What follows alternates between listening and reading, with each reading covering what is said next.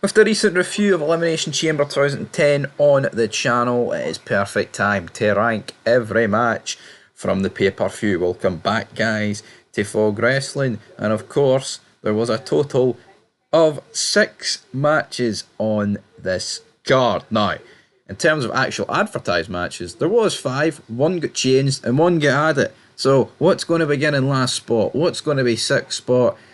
It is none other than the Divas Championship match between Gail Kim and Maryse. Maryse's French theme, which I actually really like, but I was digging it. I was like, yeah, this is some good shit, pal.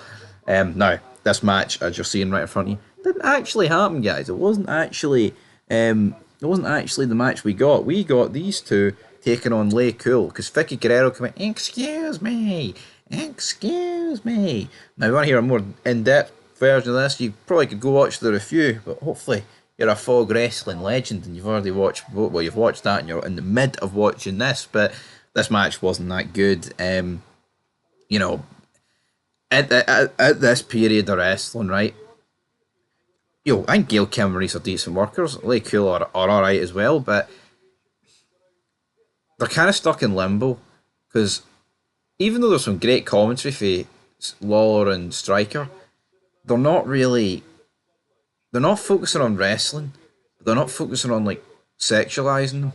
So it's kind of like a weird period, but I thought the match was alright. I tell you what, it was a knife's edge between what I was going to put last and what I was going to put second last, because I think they were really that close. But by a throwaway tag match, Lay Cool win, and then Maryse after the match batters Gail Kim, and you're hearing, what was that match? It was so close to being last for this one. Well, it is Drew McIntyre against Kane. This one just didn't really do it for me. I thought it was alright, but then it continued and continued to drag on, man. I'm like, Jesus Christ.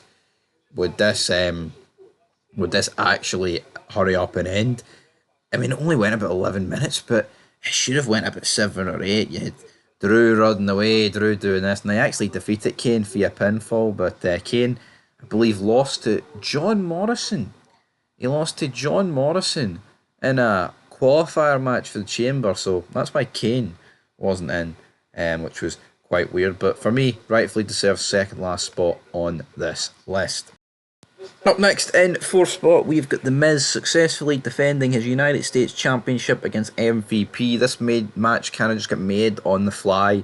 We interaction backstage because Daniel Bryan was getting buried by The Miz, saying he looked like a guy that would appear in a Star Wars convention, which here, I totally agree with The Miz. I don't think many people can truly dispute that when it comes to The Miz, damn it, The Miz. But anyway, that's what happened there. Brilliant, fantastic, brilliant, man. That's what I'm talking about.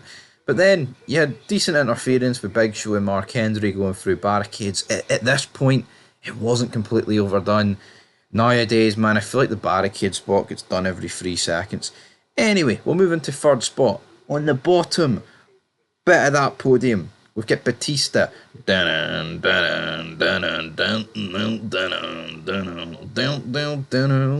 defeating John Cena, which was a bit of a surprise to me because this match wasn't scheduled. Cena was in the Elimination Chamber. McMahon came out, John, you're going to headline WrestleMania with that title. Only if you defeat this man, I walk alone. So around this time, Batista and McMahon were in cahoots, going around battering people like Bret Hart and now John Cena, which sounds a million times more interesting than what's going on. The match lasts 32 seconds, folks. Cena hits Batista with a big right hook. Batista spears him. Batista bomb. We move on. And how did Cena win his shortest title reign of all time? Well, it was in this match, coming in 2nd spot. WWE Championship on the line, and for me, Sheamus has never felt as big as he did in this match. Hell, you could argue that with Ted DiBiase, because this is him turning on Randy Orton as well, which I thought was a good moment.